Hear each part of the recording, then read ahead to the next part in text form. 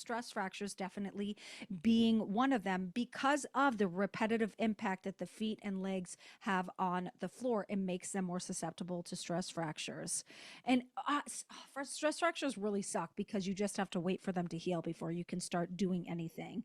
And it impedes moving forward. It can absolutely result in having to take time off of Irish dancing. Ankle sprains, yup, you betcha. They have that lack of ankle stability.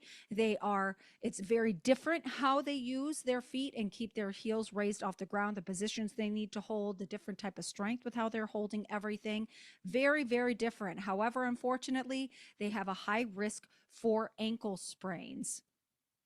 Shin splints. Oh yeah. Have you had a shin splint?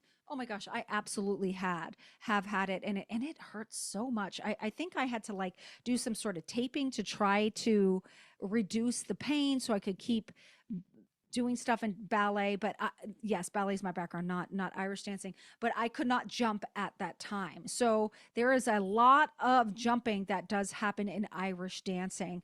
Shin splints can really hinder what they're able to do in a show, in rehearsals, in auditions, in classes, and that can definitely be a journey. You're going to have to look at what's going on in their mobility, stability, in their movements that could have led to the shin splints in the first place for it to be prevented altogether. Achilles tendonitis. You betcha. They're not putting those heels down most of the time. They are staying raised. That shortens that Achilles tendon. And there you have it. Those calves are overworking and you need to work.